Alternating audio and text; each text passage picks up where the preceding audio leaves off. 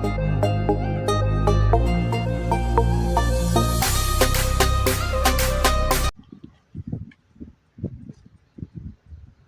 Hind, Vande Mataram dear student. स्वागत है आपका आपके अपने YouTube learning platform my did U university पे।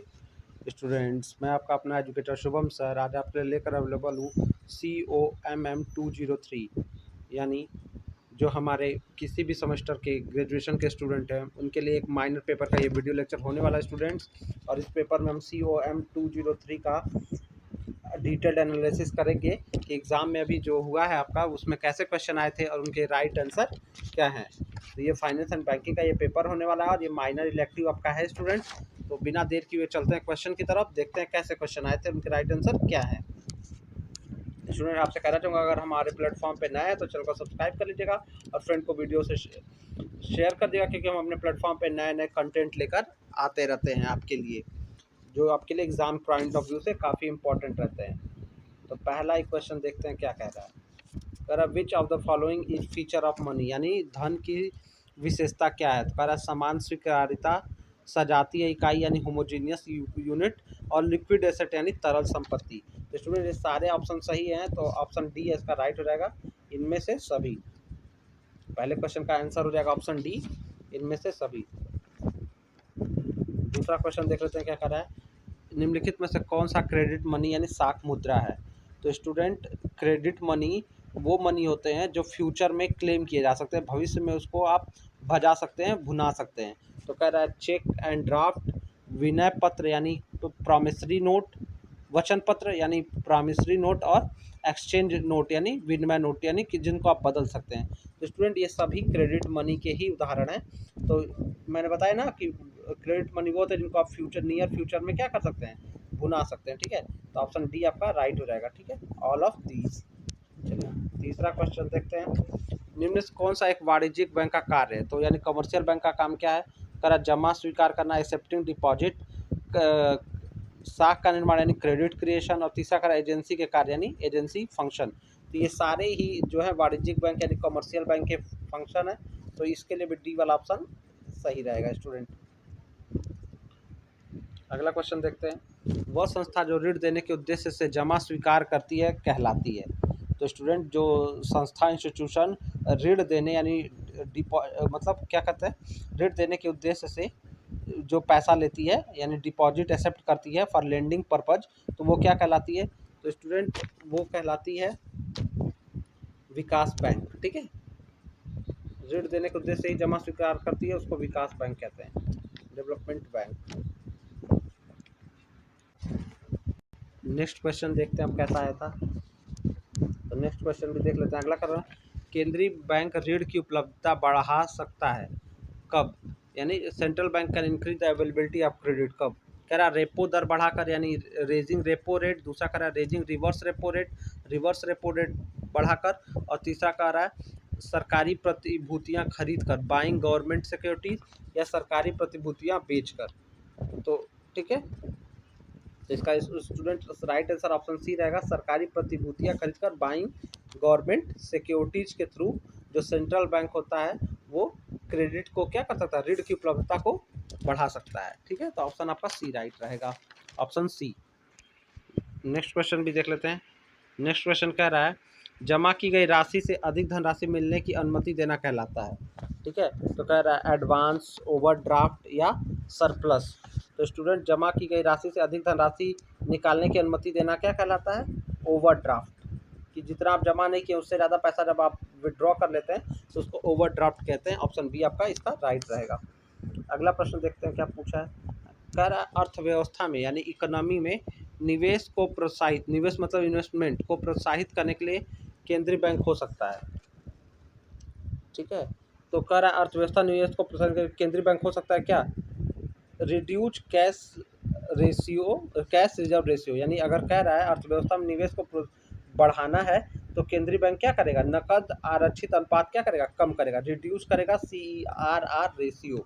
सेंट्रल बैंक CRR रेशियो जो होता है उसको क्या करेगा, रिड्यूस कर देगा, घटा देगा। ऑप्शन ए ही राइट रहेगा। अगला क्वेश्चन निम्नलिखित में से कौन सा धन के निकट है। तो कह रहा है बॉन्ड, इंश्योरेंस पॉलिसी, सिक्योरिटी, इनमें से सभी। तो स्टूडेंट ये सभी जो है एक तरह से धन ही है, इसी को इसको नियर मनी भी कहते हैं, फ्यूचर मनी टाइप के भी होते हैं, ठीक है, क्रेडिट मनी भी कहलाते हैं।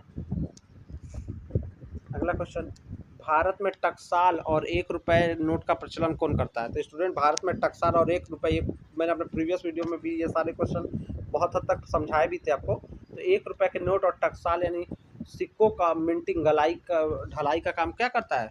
वित्त मंत्रालय करता है, ठीक है, तो ऑप्शन ए ही राइट रहेगा। अगला क्वेश्चन, भारत की मौद्रिक प्रणाली किस पर आधारित है?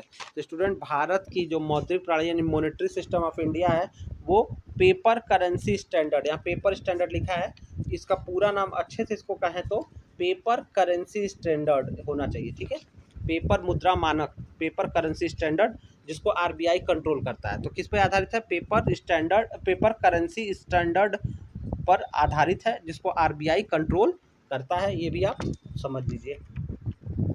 स्टूडेंट आप किस कॉलेज या यूनिवर्सिटी से वीडियो को देख रहे हैं कमेंट करके हमें बताना ना भूलिएगा, और आपको क्वेश्चन पेपर कैसा लग रहा है, आपके कितने हद तक सही हो रहे हैं क्वेश्चंस, ये भी आप बताइएगा।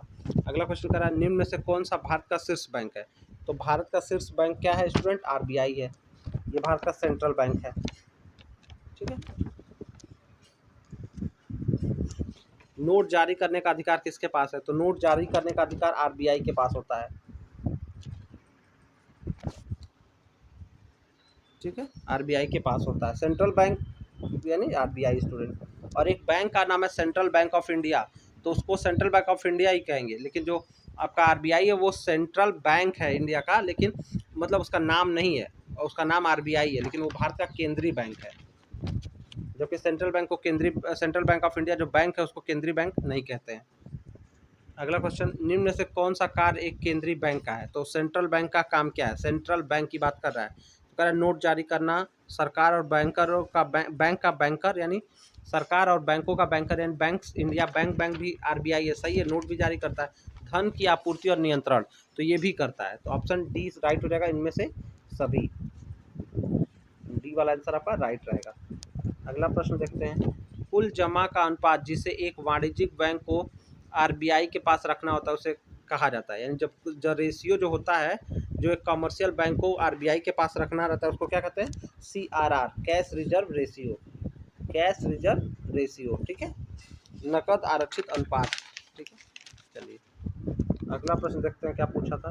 अगला प्रश्न पूछा था मांग जमा में शामिल है, तो कह रहा है मांग जमा में शामिल है, तो कह रहा है बचत खाता जमा एवं सावधि जमा, saving account deposit and fixed deposit, दूसरा कर रहा है saving account deposit and current account deposit, तो बिल्कुल सही स्टूडेंट, बी ही सही है।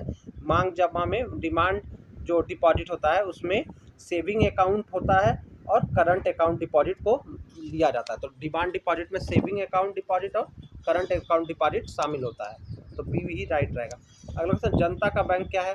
तो कह रहा है वाणिज्यिक बैंक, सेंट्रल बैंक, ठीक है, तो स्टूडेंट जनता का सेंट्रल बैंक, जनता उससे डायरेक्ट लेन देन नहीं कर सकती, कमर्शियल बैंक ही भारत की जनता का बैंक होता है, तो ठीक है, ऑप्शन ए राइट रहेगा।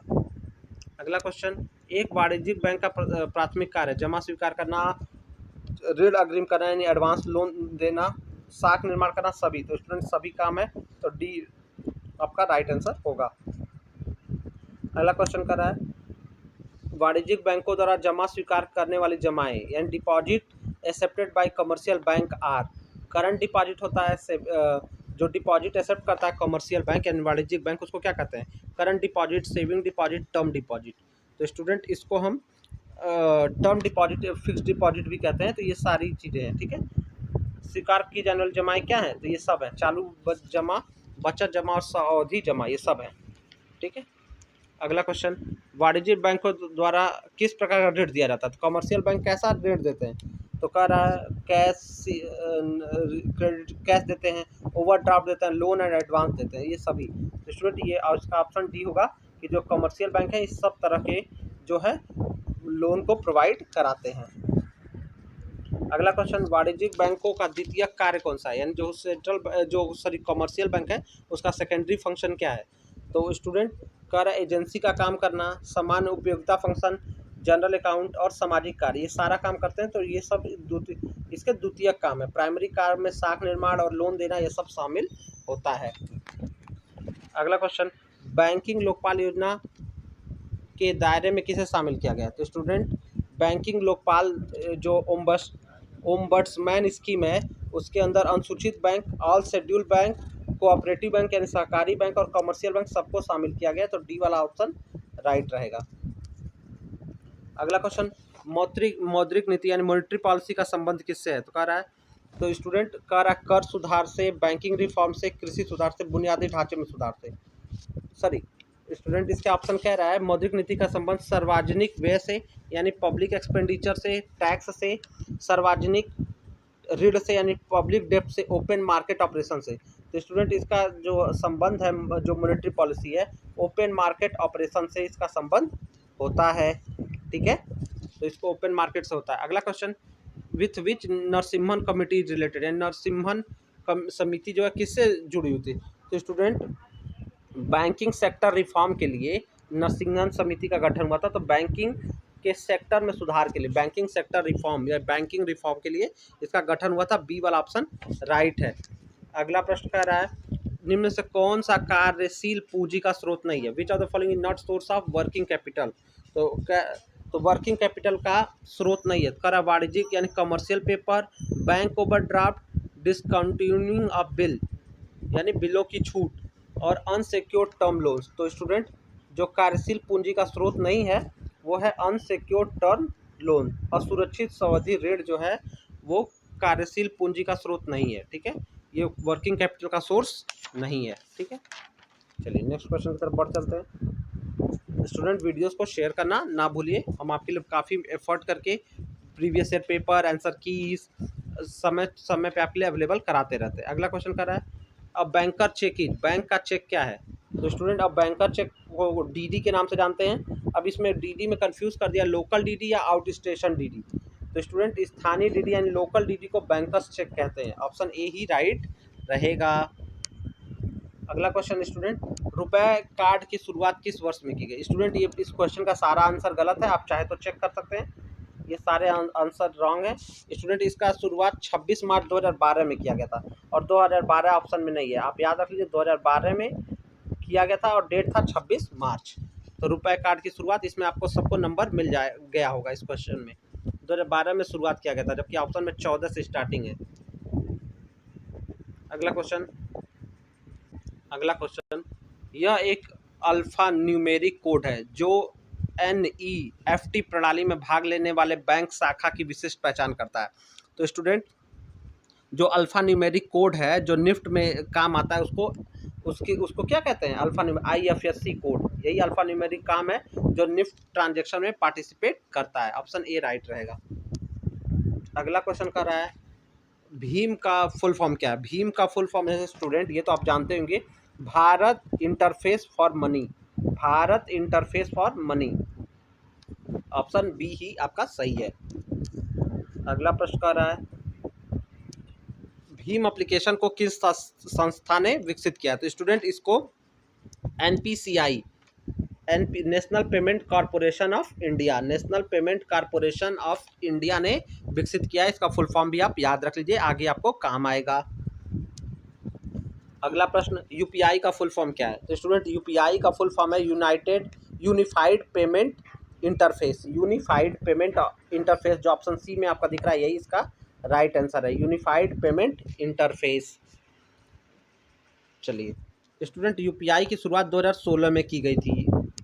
अगला question, which of the following method can be use to send money over UPI? UPI से हम कैसे पैसे भेज सकते हैं? तो मोबाइल नंबर पर, वर्चुअल भुगतान पता यानी जो आपका UPI एड्रेस होता है वो भी सही है, बैंक खाता से भी, संख्या से भी भेज सकते हैं। तो इन तीनों तरीके से हम UPI से पैसा ट्रांसफर कर सकते हैं। ऑप्शन डी आपका राइट रहेगा। अगला प्रश्न, UPI कब स्टार्ट किया गया? तो स्टूडेंट UPI की सेवा 2016 में स्टार्ट की गई है, मैंने आपको अभी पहले ही बताया। ऑप्शन बी आपका राइट हो जाएगा। Correct, treasury bill issued by, treasury bill को कौन जारी करता है? तो स्टूडेंट RBI ही ट्रेजरी बिल को जारी करती है। RBI आपका ऑप्शन सही होगा, RBI जारी करती है और under its open market operation. RBI treasury bill को RBI ओपन खुले मुक्त बाजार ऑपरेशन के अंतर्गत इसको जारी करती है। ठीक है, क्रेडिट कार्ड पर किस प्रकार की लेन देन की अनुमति नहीं है? तो कह रहा रेल बुकिंग, एयरलाइन बुकिंग, दवाओं की खरीद और जुआ लेन देन। तो रेल बुकिंग और एयरलाइन बुकिंग और आपका मेडिसिन सब है, लेकिन जुआ लेन देन की, गैम्बलिंग ट्रांजेक्शन की अनुमति क्रेडिट कार्ड पर नहीं दी गई है कि उस पर आप जुआ लगाइए, पैसे खेलिए। अगला क्वेश्चन, एटीएम कार्ड में कितने अंक का होता है? एटीएम कार्ड संख्या जो होती है वो कितने नंबर की होती है? तो स्टूडेंट एटीएम कार्ड या डेबिट कार्ड जो होता है वो 16 डिजिट का होता है। ऑप्शन सी आपका राइट है कि एटीएम जो कार्ड होता है उसमें कितने डिजिट होते हैं? तो 16 डिजिट होते हैं। अगला क्वेश्चन कह रहा है एटीएम का फुल फॉर्म क्या है? तो स्टूडेंट बैंकिंग के, फाइनेंस के पर्पज से तो automated teller machine, automated teller machine आपका क्या है? एटीएम का फुल फॉर्म है, ठीक है, automated teller machine. Option B आपका राइट रहेगा। स्टूडेंट आप हमेशा फुल फॉर्म इंग्लिश में ही याद रखिए, वो आपके लिए बहुत अच्छा रहता है, उससे गलतियां नहीं होती हैं। और स्टूडेंट मैं सीधे जिस क्वेश्चन में डायरेक्ट आंसर बताना है उसमें मैं डायरेक्ट आंसर बताता हूँ ताकि आपको कोई कंफ्यूजन ना रहे। अगला क्वेश्चन कर रहा है विच of the following loan is highly secured? एकदम सिक्योर तरीके का लोन कौन सा है? तो जो एकदम सुरक्षित लोन है, अत्यधिक सुरक्षित है, उसमें क्या आता है स्टूडेंट? उसमें मॉर्टेक्स और कार लोन, ये सारी चीज़ इसमें शामिल है। बंधक, मॉर्टेक्स, मॉर्टगेज जो होता है ये भी इसमें शामिल होता है। तो बंधक रख के लोन लेना ही सबसे सुरक्षित लोन है कि अगर आप नहीं दिए देंगे, लोन चुकाएंगे तो आपका क्या किया जाएगा? जो सामान आपने गिरवी रखा उसको जब्त कर लिया जाएगा। अगला क्वेश्चन, ई बैंकिंग के लिए कानून कौन पारित कर सकता है? तो स्टूडेंट ई बैंकिंग के लिए आरबीआई कानून पारित कर सकती है। ऑप्शन सी राइट रहेगा। अगला प्रश्न देखते हैं, बैंकिंग नेटवर्क में निम्नलिखित में से कौन सा एक सुरक्षा का उपाय है? तो बैंकिंग नेटवर्क के लिए सुरक्षा का उपाय जो स्टूडेंट वो फायरवॉल होता है। किसी बैंकिंग सिस्टम का फायरवॉल स्ट्रांग होना चाहिए, यही उसके लिए सुरक्षा का उपाय है। बाकी जो ऑप्शन राउटर, मॉडेम, स्विच, इसका कोई लेना देना नहीं है। कंप्यूटर का फायरवॉल और जो बैंकिंग सिस्टम का फायरवॉल है वो स्ट्रांग होना चाहिए, फायरवॉल तोड़ के ही हैकिंग की जाती है। अगला क्वेश्चन, कुछ अवैध तरीकों से किसका पासवर्ड जानना है? यानी अवैध तरीके से किसी का पासवर्ड जानना क्या कहलाता है? तो उसका हैकिंग, ग्रंथ चोरी, लॉग ऑन स्क्रिप्ट, इसको हैकिंग के नाम से ही जानते हैं। ऑप्शन ए आपका राइट रहेगा। अगला क्वेश्चन, वह कार्ड जिसे आप कोई उत्पाद नहीं खरीद सकते उसे क्या कहते हैं? तो क्रेडिट कार्ड से खरीद सकते हैं, एटीएम कार्ड और डेबिट कार्ड से भी खरीद सकते हैं, लेकिन स्मार्ट कार्ड, तो स्मार्ट कार्ड से आप कोई उत्पाद नहीं खरीद सकते हैं। ये कई जगह दवाओं के लिए स्मार्ट कार्ड का इस्तेमाल किया जाता है या अन्य तरह का कार्ड होता है, लेकिन ये बैंकिंग का कार्ड नहीं है। अगला क्वेश्चन, मुद्रा बाजार उधार लेने और उधार देने से संबंधित है। तो जो open market deals with burrowing and lending of fund for, तो कितने समय के लिए, मतलब मुद्रा बाजार उधार लेने और उधार देने से संबंधित है? तो स्टूडेंट ये शॉर्ट टर्म के लिए, अल्प अवधि के लिए, ठीक है, short term and high quality डेप्ट मिलता है, ठीक है। तो ओपन मार्केट से शॉर्ट टर्म के लिए जो है आप मनी ले सकते हैं और दे सकते हैं, और हाई क्वालिटी डेप्ट यानी मतलब उच्च दर पे आपको लोन मिलेगा, उच्च क्वालिटी का। अगला क्वेश्चन, एक ऋणदाता द्वारा सामना किए जाने वाला सबसे आम जोखिम। तो ऋणदाता यानी जो कॉमन रिस्क है जो लेंडर फेस करता है वो क्या है? ऋण का जोखिम, जिसको आप क्रेडिट रिस्क के नाम से जानते हो, ठीक है। बाजार जोखिम, ब्याज जोखिम, इससे नहीं होगा, सी वाला आपका ऋण जोखिम सही होगा। अगला क्वेश्चन, निम्न में से किसे उच्च जोखिम रूपी एक विशेषता है? तो उच्च जोखिम का एक विशेषता क्या है? तो उच्च जोखिम का विशेषता म्यूचुअल फंड, डिबेंचर फाइनेंस और गवर्नमेंट बॉन्ड नहीं है, जबकि आपका वेंचर कैपिटल, उद्यम पूंजी जो है ये उच्च जोखिम है, ठीक है। अगला क्वेश्चन, किसी नए उत्पाद को उसके प्रारंभिक चरण में विकसित करने के लिए निम्नलिखित में से क्या आवश्यक है? तो जो नया चीज़ है कह रहा है कि among the following is required developing a new product in initial stage. तो शुरुआती समय में किसी उत्पाद को विकसित करने के लिए आवश्यक चरण क्या है शुरुआती? तो स्टूडेंट वो उसको कहते हैं सीड कैपिटल, बीज पूंजी। ऑप्शन बी आपका राइट होगा, सीड कैपिटल। अगला प्रश्न, वेंचर कैपिटल के जनक कौन है? तो स्टूडेंट जो फ्रेंच इमिग्रेंट थे, फ्रेंच प्रवासी थे, और ये dean of Harvard business capital के ये डीन बने, ठीक है। हार्वर्ड बिजनेस स्कूल एक तरह से आप कह सकते हो, जॉर्ज डोरियट। तो ये हार्वर्ड के डीन भी बने, हार्वर्ड बिजनेस कैपिटल के ये डीन भी थे स्कूल के बिजनेस के, और ये वेंचर कैपिटल के जनक हैं, ठीक है। ये फ्रांस के प्रवासी थे, ठीक है।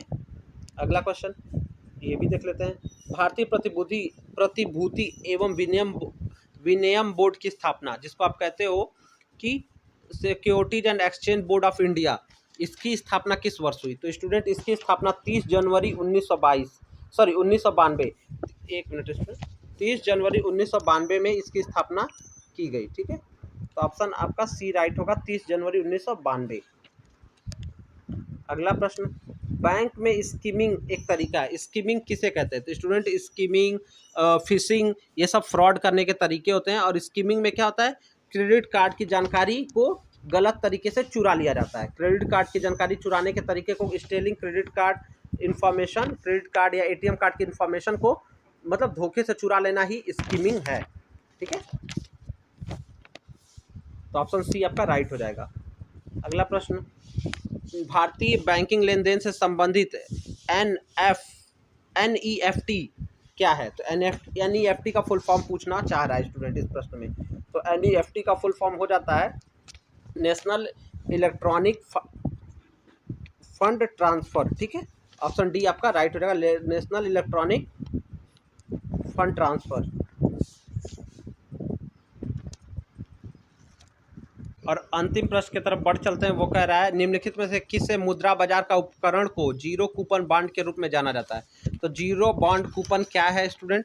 तो हम ट्रेजरी बिल को जीरो बॉन्ड कूपन के नाम से जानते हैं। ट्रेजरी बिल ऑप्शन बी आपके में दिया हुआ है, तो इसको जीरो बॉन्ड कूपन के नाम से हम जानते हैं। ठीक है, इसको ट्रेजरी बिल को टी बिल्स कहते हैं। ठीक है, ठीक है, ये 60 टर्म गवर्नमेंट सिक्योरिटी होता है जो जिसको आरबीआई जारी करता है। ठीक है, तो चलिए इस तरह से स्टूडेंट आपके लिए हमने 50 क्वेश्चन के लिए आंसर आपके लिए क्लियर कर दिए। आशा करते हैं वीडियो लेक्चर अच्छा लगा होगा। स्टूडेंट आप कमेंट करके बताएगा कि आपने कितने क्वेश्चन का सही जवाब आपको आ रहा था, साथ ही साथ आपने कितने क्वेश्चन सही किए। वीडियोस को फ्रेंड से शेयर करना ना भूलिएगा। मिलते हैं नेक्स्ट वीडियो में।